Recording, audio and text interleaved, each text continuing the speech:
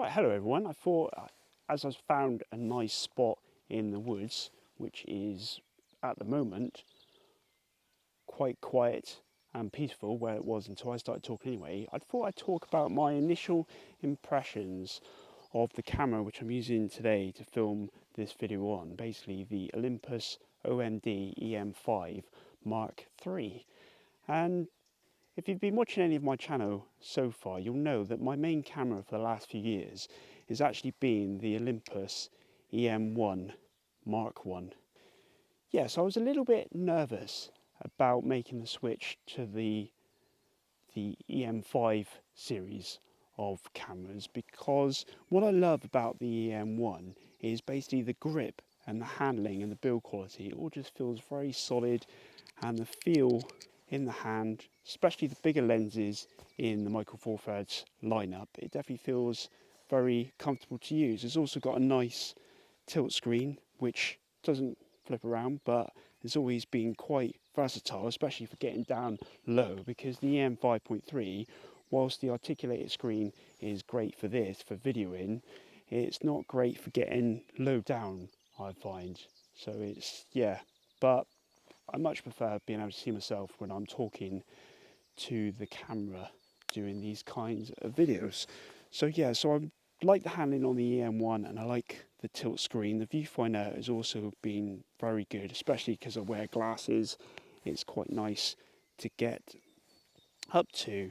Yeah, but increasingly over the last couple of years, there's been a couple of things about this camera which has made me look at more options. And if you've been following my channel, I've been flirting with Fuji cameras a little bit, and I'm hope to do some more trials with more modern Fuji cameras in the future. But particularly with the Olympus EM1, there's been a couple of issues that have basically made me think more about what I want to do in the future.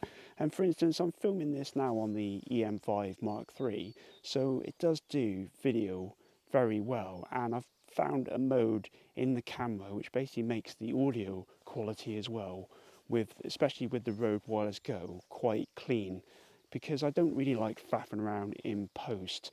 I like to get a nice clean output of audio and video, so it minimizes the amount of time that I spend editing in post. So yeah, the video quality on the EM1 is not the best, and also the preamps for the audio, when I've used this for vlogging in the past, it has created an annoying kind of hiss that I've struggled even to remove with the likes of Audacity in post-production. So that again, and when I was looking at what camera to get next, the EM1 Mark II version of this line seems to suffer from the same problems.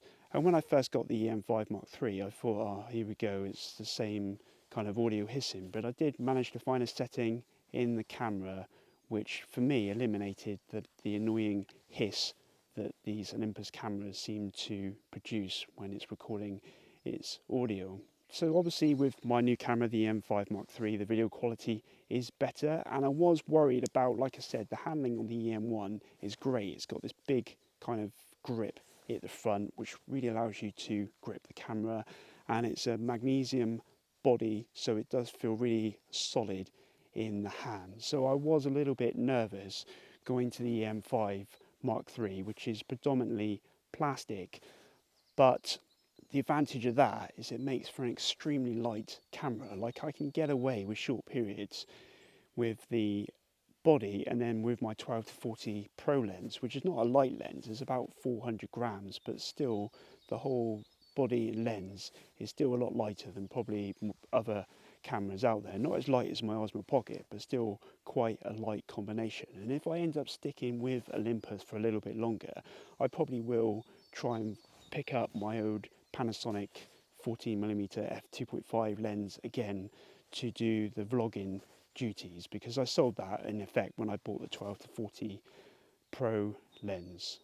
So yeah, so the EM5 Mark III, the body, it doesn't feel as solid as this, and I was worried about the grip because the grip's not as good, but actually I've used it for a week or so now, and it almost feels natural in the hands, and I haven't had a problem with the 12 to 40 lens, and I've also tried my big 50 to 200mm lens, and as long as you kind of support the lens and the camera, it feels absolutely fine. So that's one thing that I was worried about with the step down from the M1 to the E-M5 series, and actually the grip feels good. And I think as well I'm getting to actually like the plastic construction of the M5.3 in that it just feels like, a lot of people commented, with the problems with the magnesium body is it's obviously is more affected by temperature. So if you're out in a cold environment, then obviously your metal body is going to be cold with the weather. But I actually found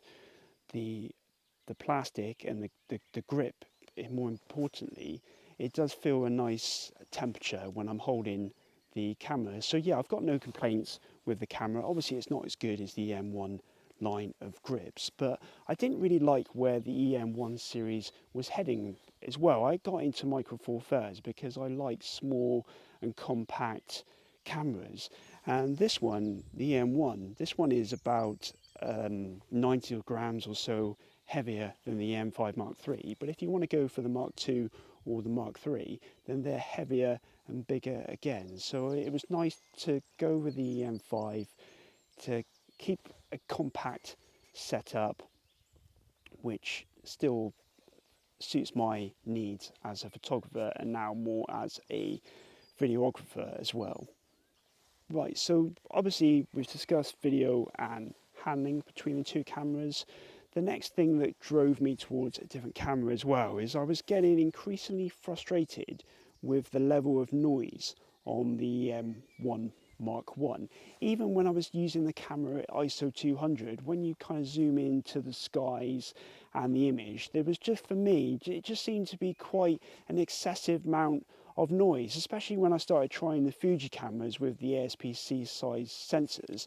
I thought maybe that was it. Maybe the fact that they've got a larger sensor, they can handle noise a lot better in images. But then I did a bit of research, and people seem to think that the sensors in subsequent Olympus cameras were a lot better.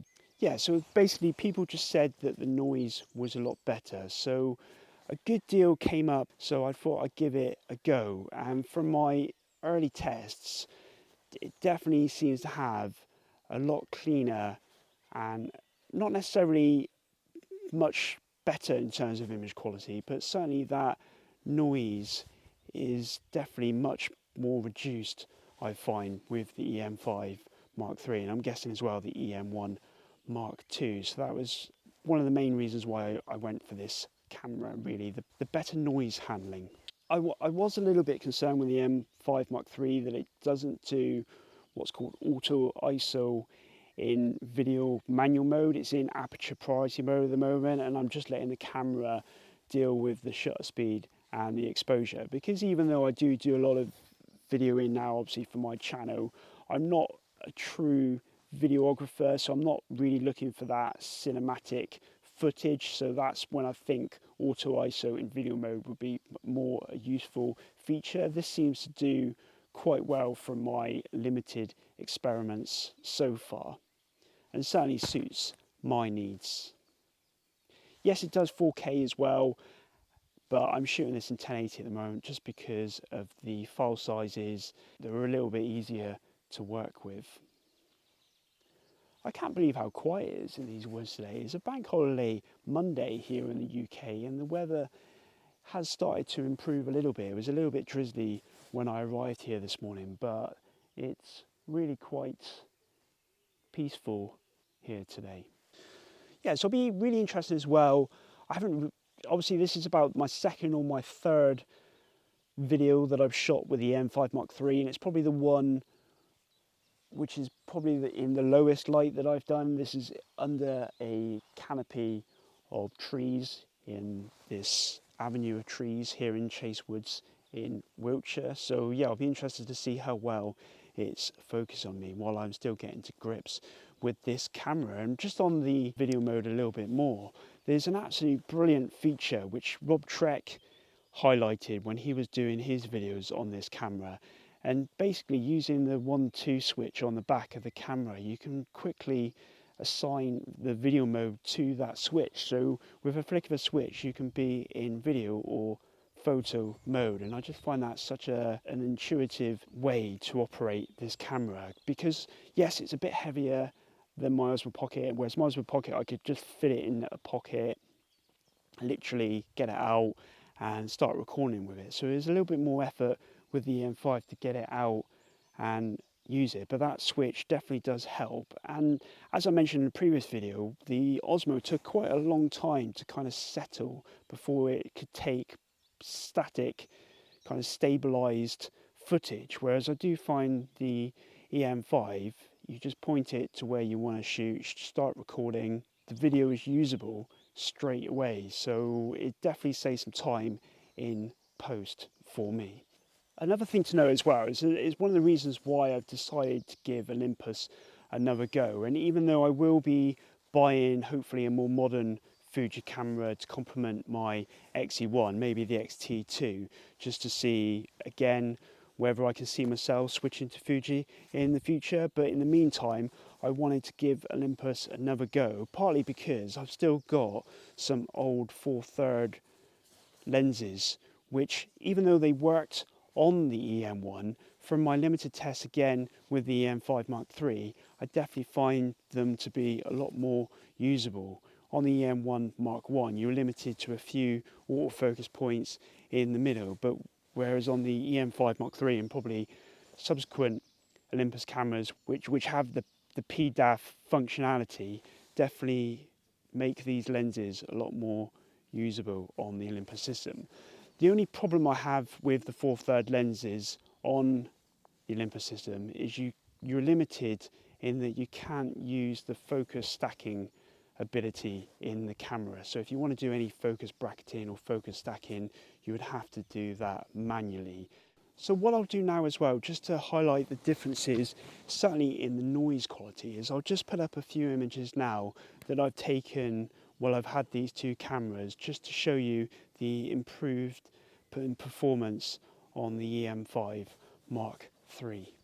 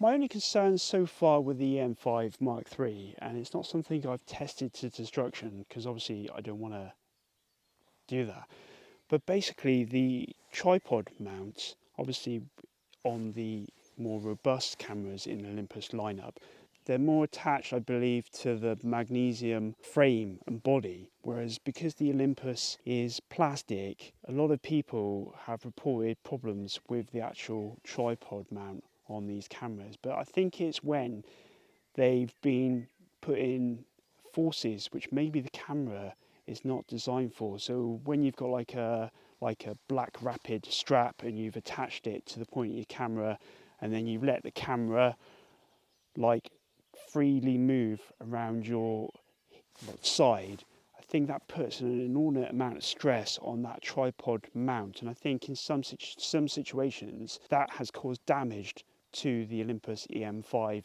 Mark III cameras, as well as a lot of people have reported as well that when you use a peak design capture clip with certainly with a big lens on the camera, that can again cause issues with the tripod mount. So I'm going to try and avoid doing things which I don't think the camera is designed for. I probably will still use my capture clip with lighter lenses, because it's nice to have the camera out when you're on a walk and you can just grab it, detach it, take a picture.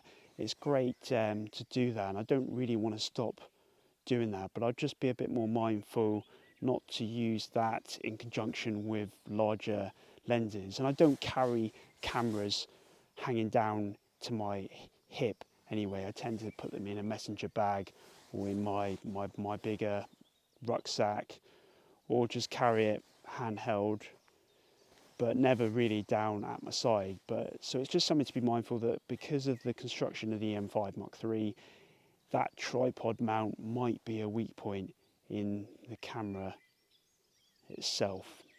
Another thing I was worried about with the EM5 Mark III as well was the battery life. But I've been out here now in the woods and I've filmed probably a couple of videos for my channel, and it's still showing that it's at full battery. So yeah, I'm really impressed with how well the battery in this camera is lasting. And I think I went to West Bay to do another video last week. I'll put it up here if you're interested.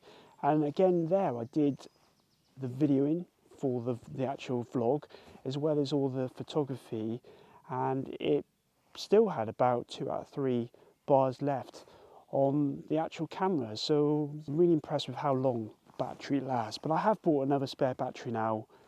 I managed to get a good price on a second kind of genuine battery, just to give me more options and the ability to film for longer when I'm out with the camera.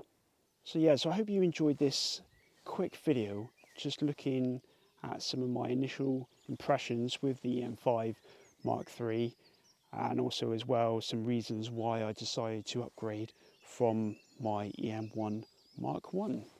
So I'll probably do a more in-depth look at this camera when I've had more chance to play around with it and use it out in the field.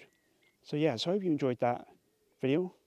As always, feel free to put some comments in the box below or ask any questions that I might be able to answer, having used now both the EM1 Mark I and the EM5 Mark III Olympus cameras. So thanks for watching. Bye for now.